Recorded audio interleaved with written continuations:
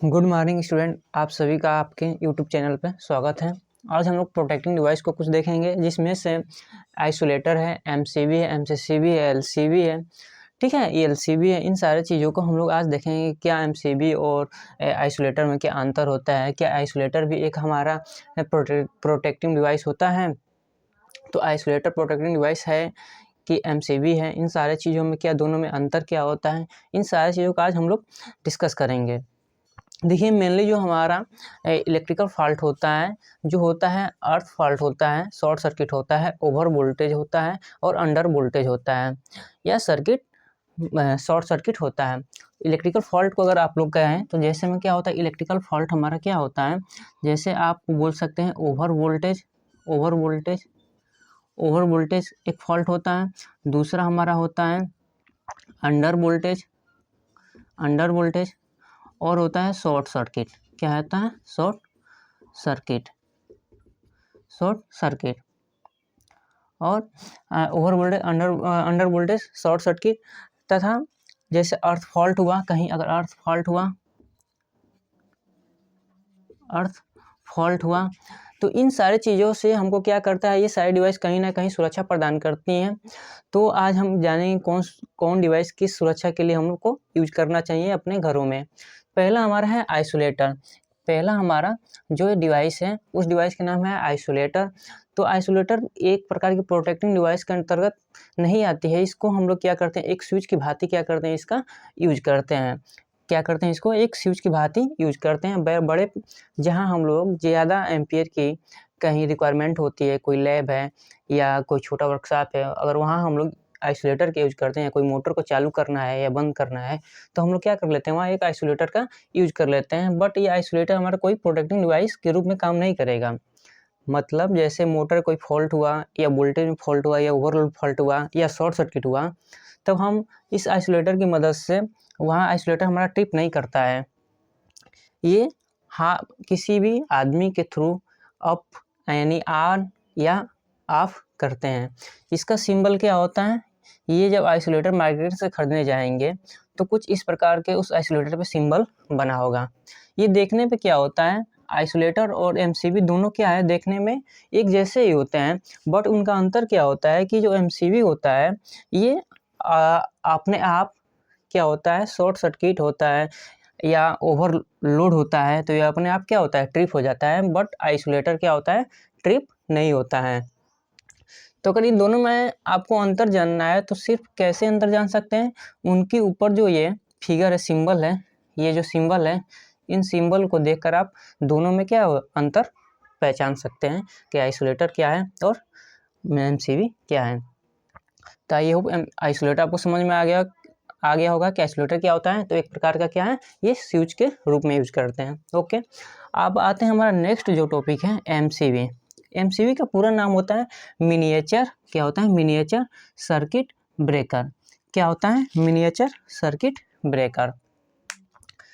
तो ये सेफ्टी क्या प्रदान करता है, एमसीबी। एमसीबी हमारा सेफ्टी प्रदान करता है ओवरलोड एंड शॉर्ट सर्किट से। अगर कहीं ओवरलोड हुआ तब हमें ये सुरक्षा प्रदान करेगा, और शॉर्ट सर्किट हुआ तब हमें ये क्या करेगा, सुरक्षा प्रदान करेगा। ठीक है, और इसका सिंबल ये है। आप कभी भी जाइए एमसीबी खरीदने या आइसोलेटर खरीदने, तो ये विशेष ध्यान दीजिए कि एमसीबी पे या जो डिवाइस खरीद रहे हैं, एमसीबी या आइसोलेटर, उस पर ये सिंबल बना है कि नहीं बना है। बहुत क्या होते हैं, ग्राहक को क्या करते हैं, जो सेल्समैन होते हैं, एमसीबी देने के बजाय आइसोलेटर दे देते हैं, जिससे आने के बाद हमारे घरों में क्या होती है, कोई भी सेफ्टी नहीं मिल पाती है। तो इस चीज़ का आप लोग विशेष ध्यान दीजिए कि आइसोलेटर, इंसुलेटर और जो आइसोलेटर है और हमारा जो एमसीबी है, इन दोनों में कैसे हम लोग पहचानेंगे। इसकी जो रेटिंग होती है, करंट रेटिंग, ये क्या होती है, 63 एम्पियर के एमसीबी तक आती है। जैसे 10 एम्पियर की भी आती है, 16 एम्पियर की भी आती है, 32 एम्पियर की भी आती है। जब जाएंगे अपने लोड के हिसाब से हम लोग क्या करते हैं, खरीदते हैं 16 एम्पियर, 32 एम्पियर में भी क्या आती हैं, ये सारे एमसीबी उपलब्ध हैं। और मैक्सिमम 63 एम्पियर तक की एमसीबी के यहाँ अभी तक हमारे मार्केट में उपलब्ध हैं। अब क्या हो रही है, कुछ कहीं कहीं मार्केट में आपको 100 एम्पियर तक के क्या है, एमसीबी मिल जाएंगी। 100 एम्पियर तक की क्या है MCB मिल जाएंगी। तो आपको यहाँ पे क्या मुख्य पॉइंट याद करना है कि MCB का फुल फॉर्म क्या है, करंट सर्किट ब्रेकर। और किस चीज़ से सुरक्षा प्रदान करता है, तो ये सिर्फ दो सेफ्टी प्रदान करता है, एक ओवरलोड से, एक शॉर्ट सर्किट से। यानी जैसे ही आपकी ओवरलोड हुआ या शॉर्ट सर्किट हुआ तो MCB क्या होगा, आप रूपी क्या होगा, वो ट्रिप कर जाएगी और उसका ये सिंबल रहा। आगे देखेंगे हम लोग MCCB क्या होता है, इसका पूरा नाम क्या है, मोल्डेड केस सर्किट ब्रेकर। क्या नाम है इसका पूरा नाम, मोल्डेड केस सर्किट ब्रेकर। ये MCB की तरह ही कार्य करता है, जो MCCB है ये MCB की तरह ही कार्य करता है। बट क्या होता है MCB में, ये 63 एम्पियर तक ही हमको मार्केट में उपलब्ध है, लेकिन MCB क्या होती है, हमको लगभग कितने 63 एम्पियर से लेकर 1000 एम्पियर तक क्या है उपलब्ध है। 63 एम्पियर से 1000 एम्पियर तक ये उपलब्ध है मार्केट में। इसका पूरा नाम को पता है, मोल्डेड केस सर्किट ब्रेकर। ये कितने एम्पियर में उपलब्ध है, 63 से लेकर 1000 एम्पियर तक क्या है मार्केट में उपलब्ध है। इसकी सेफ्टी क्या प्रदान करेगी, जब आपको पता है कि ये MCB से रिलेट करती है तो ये ओवरलोड एंड शॉर्ट सर्किट से ही क्या करेगी, सुरक्षा प्रदान करेगी। यानी जहाँ ओवरलोड होगा तब ये क्या कर जाएगी, ट्रिप कर जाएगी। आगे हम लोग आगे जो है वो है ELCB। क्या है ELCB का पूरा नाम है अर्थ लीकेज सर्किट ब्रेकर। क्या है, अर्थ लीकेज सर्किट ब्रेकर। ये सिर्फ जो है वोल्टेज पे वर्क करता है।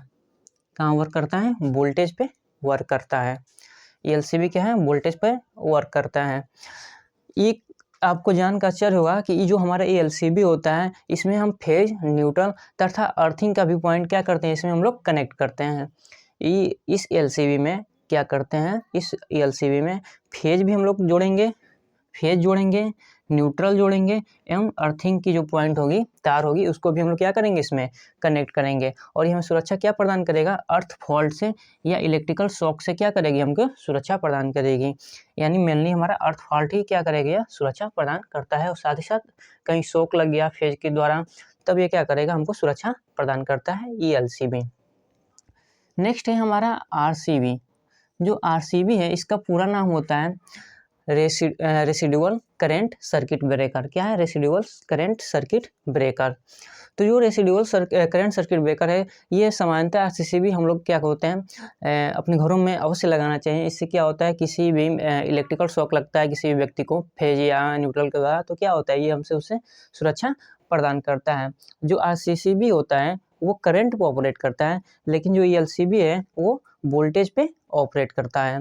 ELCB किस पे ऑपरेट करता है, वोल्टेज पे, और RCB किस पे ऑपरेट करता है, तो RCB जो होगा हमारा करंट पे ऑपरेट करेगा। ठीक है, ये कहाँ लगाना चाहिए, इसे हम लोग घर में अवश्य लगाते हैं। और ये फेज पकड़ने से क्या होते हैं, शॉक लगेगा नहीं। क्यों, क्योंकि ये क्या हो जाती है, ट्रिप कर जाती है। क्या कर जाएगी, ट्रिप कर जाएगी। और ये भी क्या होगी, अर्थ फॉल्ट से हमको क्या करेगी, सुरक्षा प्रदान करने का मतलब यही है, जैसे हम किसी व्यक्ति को अर्थ लग रहा है या कहीं भी फेज के द्वारा कोई उसको शॉक लग रहा है, अर्थ से कहीं फॉल्ट लग रहा है, तो तुरंत ही क्या होगी, वो वहाँ पे ये LCB ट्रिप कर जाएगी।